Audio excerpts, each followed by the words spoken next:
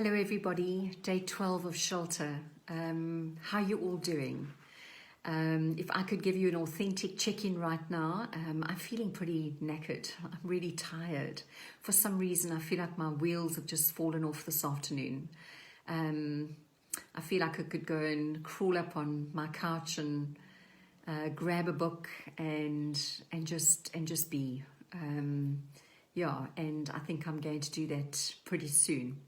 So I thought we would, as I said last night, we're going to stick with recognizing patterns over the next couple of days because there's just so much meatiness in becoming aware around our patterns and how they play out for us in the way that we think, feel, and then behave.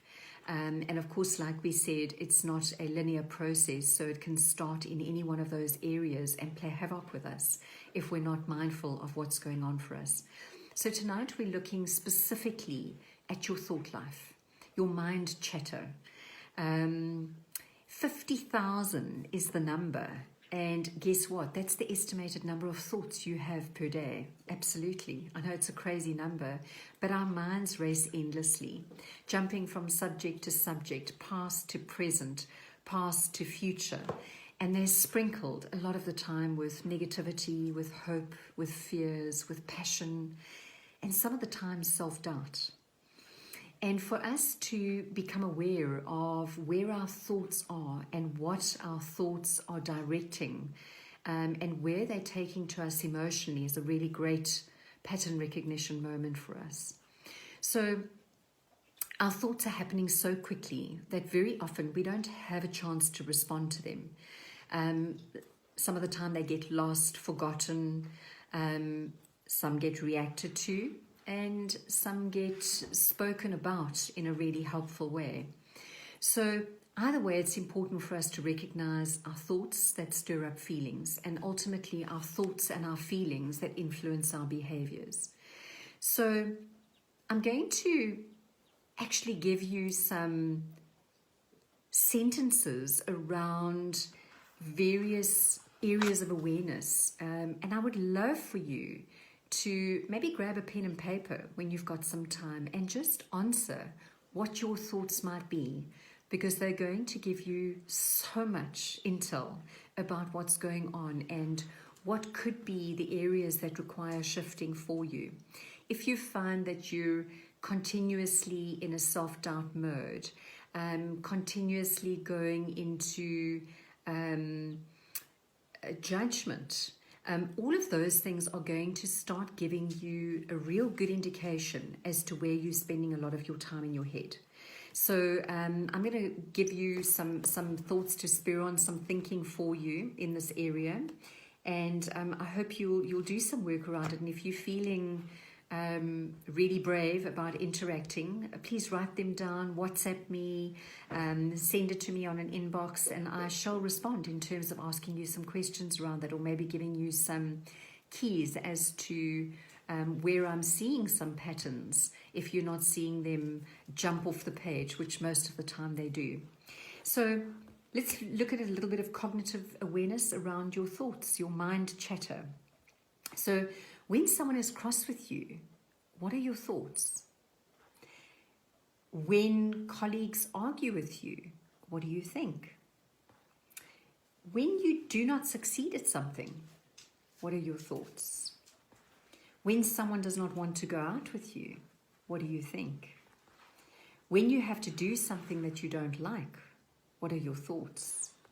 When you have to forgive someone, what do you think? When you're lonely, where does your mind take you? What are your thoughts? When you experience a setback, what are your thoughts? When you're in a new situation, where do you go? And when you receive recognition, what do you think? When you meet someone new, what are your thoughts? Interesting one that is. When you have to do something new, what are your thoughts? And when you have to change something, what are your thoughts? So I'm looking at this list and I'm thinking, let me try and grab one for myself and see if I can give you a thought that I might have. When I experience a setback, I think about how to engage with it in a new way. I look at what I have in terms of a bounce back factor, because setbacks for me are often opportunities of checking in with myself in some way, in terms of what's going on for me. Where did this occur?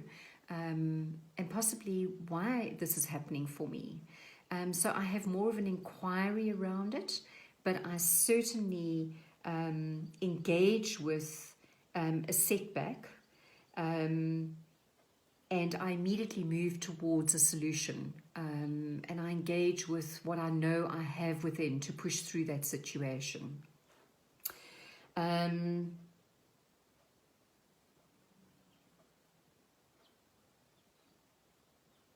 When I have to do something I don't like, gosh, I think that every single one of us have got something that we don't like. I remember when I owned Use Store It, one of the things that I hated doing, I know hate's quite a strong word, I disliked intensely having to phone bad debt.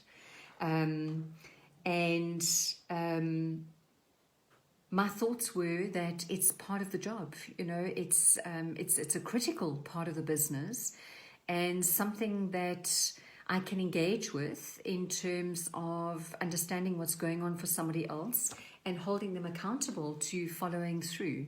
So those are my thoughts around that.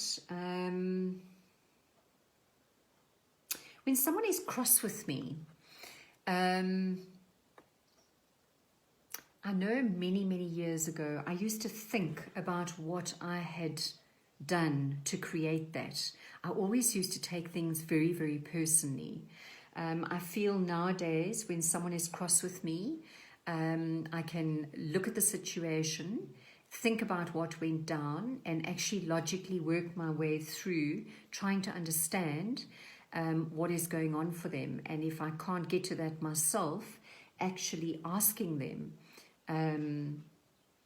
that I'm picking up a little bit of anger and irritation, which is what I'm reading into being cross, and I'm wondering what's going on for you there. So I might not even go into a thought pattern for myself. I might actually go into a curious space of trying to understand what's going on for the other person. So yeah, those are just some of my thoughts. I hope that they're helpful.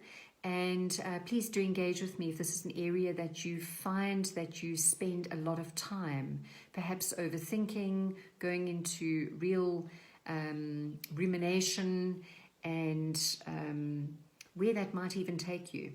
So I hope this was helpful. I hope that you engage well with your mind chatter and understand what's going on in your thought life. Stay well.